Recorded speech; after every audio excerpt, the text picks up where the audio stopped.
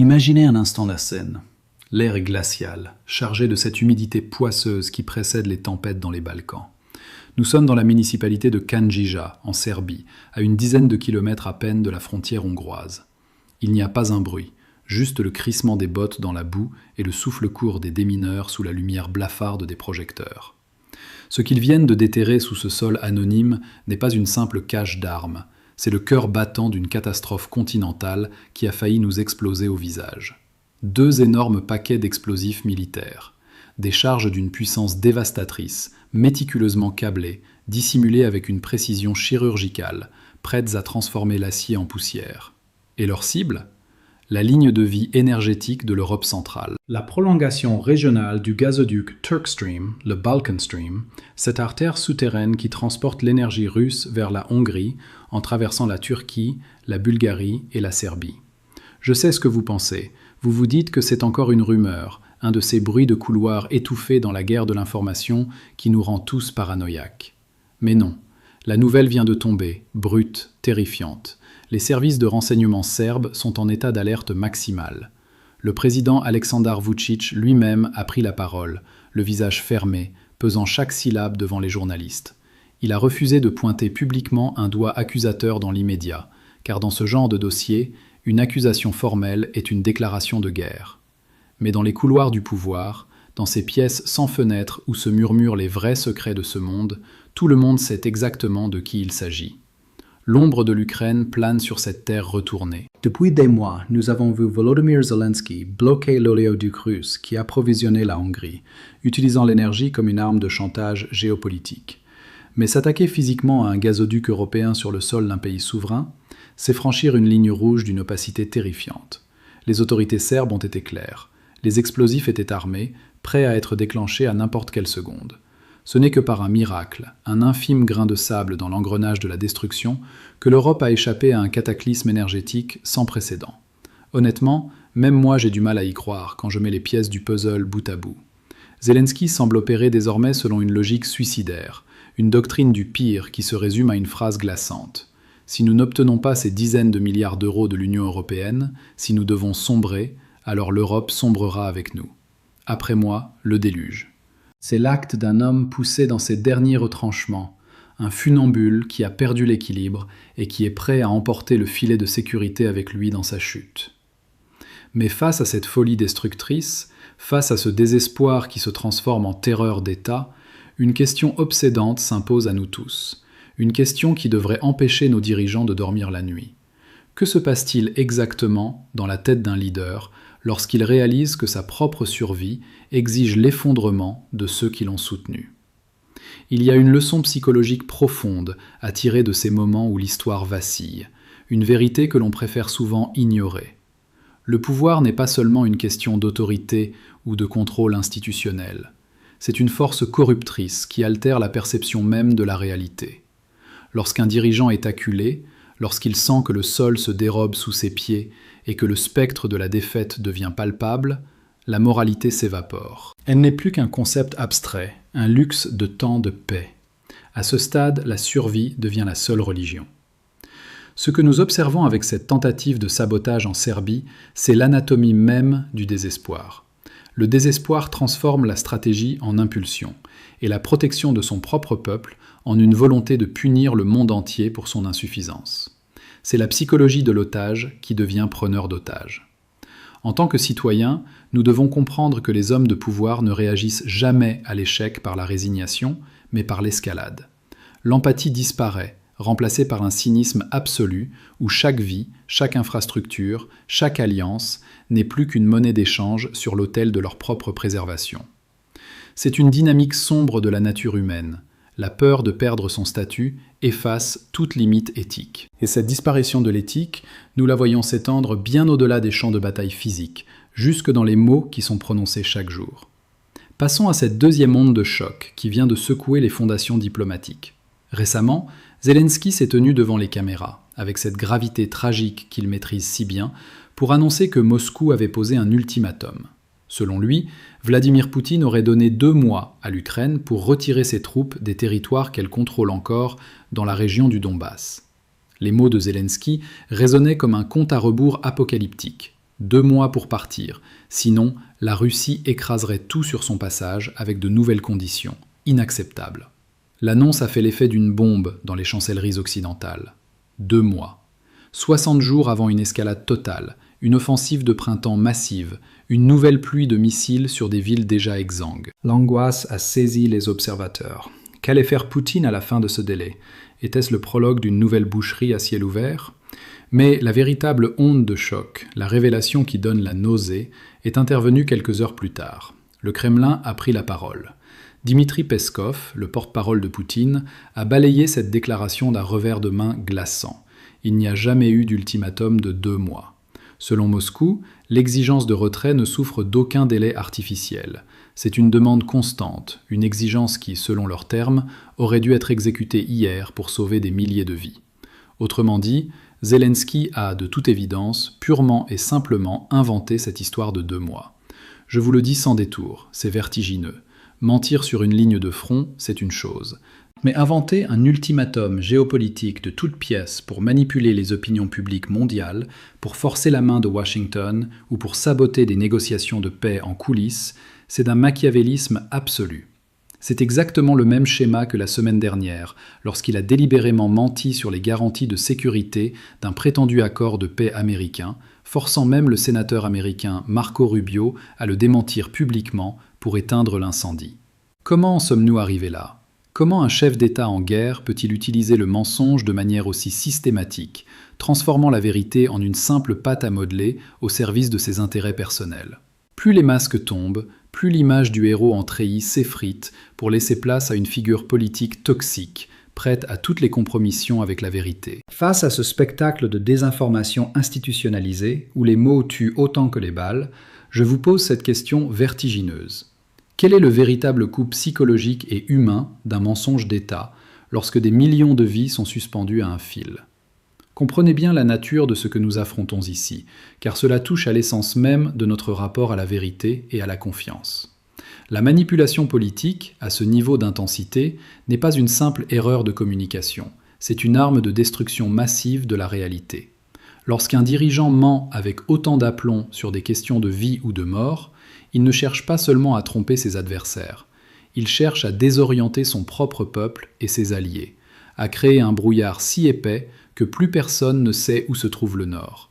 C'est là que réside la vraie tragédie de notre époque moderne. Nous sommes les témoins impuissants d'une ère où la vérité est devenue une marchandise obsolète. L'homme politique qui ment ne craint pas d'être démasqué, car il sait que l'émotion générée par le mensonge initial voyage plus vite et frappe plus fort que le démenti qui viendra 3 jours plus tard. Il s'appuie sur notre épuisement mental, sur notre incapacité à vérifier chaque fait. En tant qu'observateur, notre responsabilité civique n'est plus seulement d'écouter, mais de douter de manière systémique. Accorder une confiance aveugle à une figure d'autorité en temps de crise, c'est participer à sa propre manipulation. La vérité exige un effort constant, une vigilance de tous les instants, car ceux qui détiennent le pouvoir savent que notre paresse intellectuelle est leur plus grand allié. Et parfois, la réalité nous rattrape de la manière la plus brutale et la plus inattendue qui soit, balayant tous les mensonges d'un coup de tonnerre. Laissez-moi vous emmener loin des tranchées boueuses de l'Ukraine, très loin, sous le soleil brûlant et les gratte-ciels scintillants de Dubaï. L'information vient de percer le mur du silence médiatique, et elle est d'une violence inouïe. La télévision saoudienne vient de diffuser des images qui vont redessiner la carte des menaces mondiales. Un luxueux appartement, d'une valeur estimée à plus de 2 millions de dollars, situé dans les quartiers les plus exclusifs de Dubaï, a été pulvérisé par une frappe de drone. Des murs éventrés, du verre brisé jonchant le marbre, la fumée noire s'échappant d'un bâtiment qui incarne habituellement l'opulence et la sécurité absolue. Mais ce n'est pas un simple fait divers. Selon les agences immobilières locales et les employés de l'immeuble, cet appartement appartenait à Volodymyr Zelensky. Oui, vous avez bien entendu. Un pied-à-terre de luxe à Dubaï pour le président d'un pays en guerre. Mais l'horreur ne s'arrête pas là. Les employés de l'immeuble, terrifiés, ont avoué que la veille de la frappe, près d'une douzaine d'officiels ukrainiens avaient visité les lieux, et qui a mené cette frappe d'une précision chirurgicale, frappant cet appartement précis sans toucher ceux d'au-dessus ni ceux d'à côté. Les gardiens de la révolution iranienne. Le timing de cette attaque est une véritable onde de choc psychologique. Elle s'est produite le jour même où Zelensky annonçait publiquement qu'il enverrait des soldats et des équipements militaires pour aider les pays du Golfe. Honnêtement, si vous croyez encore aux coïncidences dans ce jeu de massacre mondial, il est temps de vous réveiller. Ce n'est pas un accident, c'est un message, clair, net et sanglant. Le drone iranien n'a pas seulement détruit des murs, il a détruit une illusion. L'illusion que les dirigeants qui ordonnent les guerres peuvent se cacher dans des paradis fiscaux de verre et d'acier, à des milliers de kilomètres du sang qui coule en leur nom. À l'heure où je vous parle, nous ne savons même pas si Zelensky ou d'autres hauts dignitaires ukrainiens se trouvaient à l'intérieur au moment de l'impact. Ce que nous savons, en revanche, c'est que les autorités locales ont immédiatement arrêté au moins 3 personnes qui tentaient de prendre des photos des dégâts. Le silence est imposé par la force. L'Iran vient de signifier à l'Ukraine qu'elle est désormais considérée comme un co-belligérant direct, une cible légitime, peu importe la géographie. Téhéran vient de poser ses pions sur l'échiquier mondial avec une brutalité qui glace le sang. Mais pourquoi cette vidéo, tournée par les Saoudiens, n'est-elle rendue publique qu'aujourd'hui ? Pourquoi ce silence délibéré avant l'explosion médiatique ? L'Iran prépare-t-il une escalade encore plus massive, une pluie de missiles balistiques sur Kiev, ou pire, sur les alliés inattendus de l'Ukraine au Moyen-Orient et en Afrique? Ce glissement tectonique des alliances nous pousse au bord du gouffre et nous oblige à regarder la mort en face. Dans ce monde où le feu s'abat désormais sur les palais dorés de l'élite, une question terrifiante émerge du chaos. Existe-t-il encore, quelque part sur cette terre, un sanctuaire où ceux qui jouent avec nos vies peuvent se mettre à l'abri des conséquences de leurs actes? Il est crucial de s'arrêter un instant sur cette notion d'impunité et d'illusion de sécurité. Nous vivons dans un monde qui a été architecturé pour protéger les élites des conséquences directes des tempêtes qu'elles déclenchent. La distance physique, la richesse obscène, les frontières étanches, tout est conçu pour créer une asymétrie entre ceux qui subissent la guerre et ceux qui la dirigent. Mais ce que nous apprend cette frappe au cœur de Dubaï, c'est que l'ère de l'invulnérabilité technologique et géographique touche à sa fin. La mondialisation n'a pas seulement connecté nos économies, elle a mondialisé la vengeance. Le vernis de la civilisation, incarné par ces villes de luxe, est extrêmement fragile. L'argent ne peut plus acheter l'immunité absolue. C'est une leçon brutale sur la nature de la responsabilité. Les actes posés dans l'obscurité des cabinets de guerre finissent toujours par trouver leur chemin vers la lumière, souvent sous la forme d'un châtiment fulgurant. En tant qu'individu, cela doit nous rappeler que nul n'est véritablement à l'abri des répercussions de ses choix. L'arrogance de croire que l'on peut manipuler le monde depuis une forteresse dorée est la faille psychologique la plus dangereuse des hommes de pouvoir. Le chaos, une fois libéré, ne respecte ni les passeports diplomatiques, ni les comptes en banque offshore. Il est le grand niveleur. Et si vous pensiez que le chaos s'arrêtait aux frontières du Moyen-Orient, préparez-vous au choc final, car la folie de cette guerre vient de déborder sur un continent que personne n'attendait. Laissez les mots résonner dans votre esprit, car ils vont bouleverser tout ce que vous pensiez savoir sur la géopolitique actuelle. La nouvelle vient d'être révélée par Radio France Internationale, une source qui ne laisse aucune place au doute de la complotosphère. Les forces armées ukrainiennes ne se battent plus seulement dans la boue du Donbass ou dans les forêts glacées de Koursk. Elles sont en Afrique. Oui, en Libye. Plus de 200 soldats ukrainiens, des officiers d'élite, des experts en haute technologie militaire, ont débarqué sur le sol libyen avec l'accord explicite du gouvernement siégeant à Tripoli, dans l'ouest du pays. Imaginez la scène. La chaleur écrasante du désert, la poussière ocre qui s'infiltre partout, et au milieu de ce paysage, des soldats de Kiev opérant depuis 3 bases stratégiques. L'Académie de l'armée de l'air de Misrata, une installation de drones ultramoderne, et un centre d'espionnage situé à quelques encablures de l'aéroport international de Tripoli. Mais que font-ils là, si loin de leur patrie en cendres? Ils chassent. Ils utilisent le territoire libyen comme rampe de lancement pour attaquer les navires russes naviguant dans la mer Méditerranée. C'est un marché diabolique, un troc de l'ombre digne des pires romans d'espionnage. En échange de l'autorisation d'utiliser la Libye comme base arrière pour frapper la flotte russe, l'Ukraine offre aux milices libyennes une formation avancée sur le maniement des drones de combat.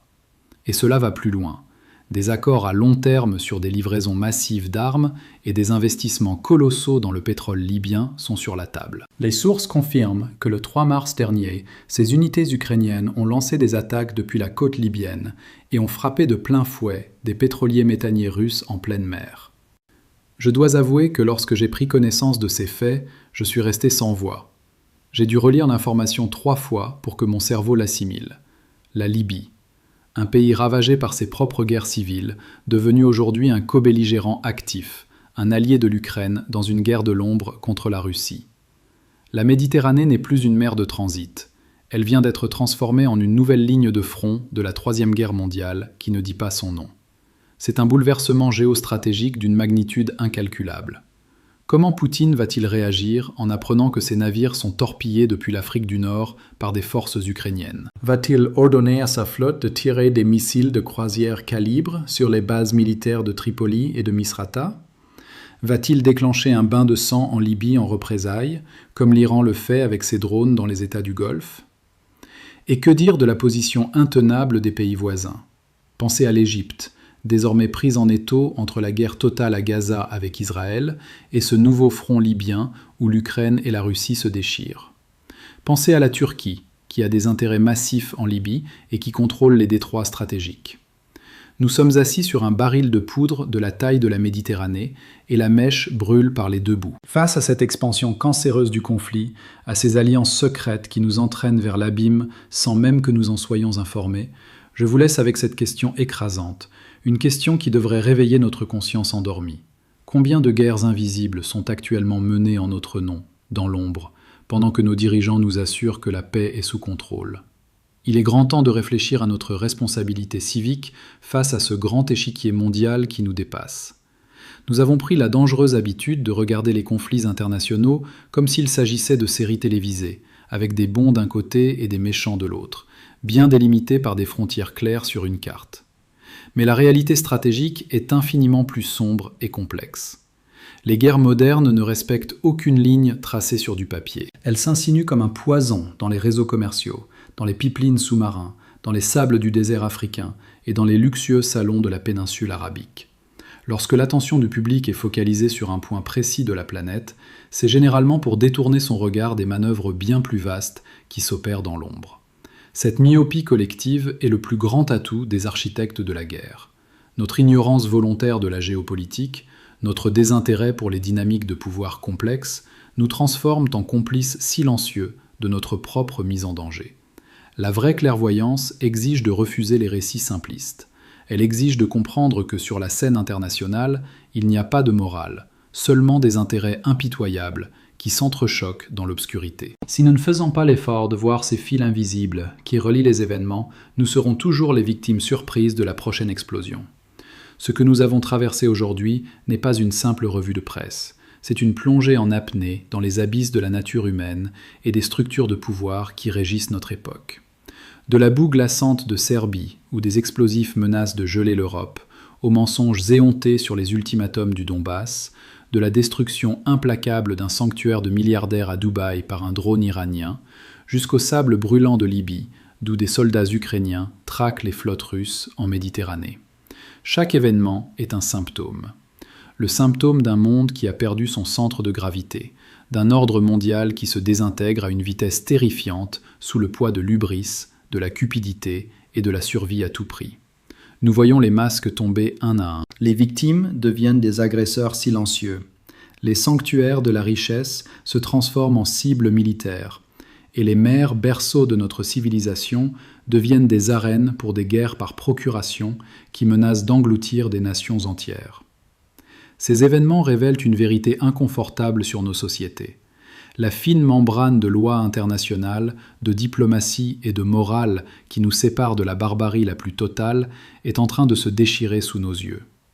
L'homme, lorsqu'il est doté d'un pouvoir absolu et confronté à la perspective de sa propre chute, est capable de précipiter le monde entier dans les flammes plutôt que de concéder la défaite. Face à ce maelstrom de destruction et de manipulation politique, nous ne pouvons plus nous permettre le luxe de la naïveté. Les dirigeants que l'on idolâtre aujourd'hui peuvent se révéler être les architectes de notre propre perte demain. Les alliances que l'on croit solides comme le roc peuvent se dissoudre dans l'acide des intérêts pétroliers et des frappes de drones. Il nous reste notre lucidité, notre capacité à questionner, à douter, à refuser d'être les pions aveugles d'un jeu dont on nous cache les règles. Observez bien l'horizon, écoutez le grondement sourd de ces ondes de choc qui se rapprochent de nos vies quotidiennes. La véritable question n'est plus de savoir si la guerre viendra frapper à nos portes, mais de savoir dans quel état d'esprit elle nous trouvera. Serez-vous prêt à affronter la réalité crue de notre monde, ou continuerez-vous à croire aux illusions rassurantes qu'ils nous vendent? La réponse vous appartient, et elle définira la résilience de notre avenir à tous. Prenez le temps de méditer là-dessus, d'analyser ces faits, de regarder derrière le miroir des apparences. Le monde change de peau, violemment, et le silence qui suit cette prise de conscience est peut-être la chose la plus assourdissante qui soit.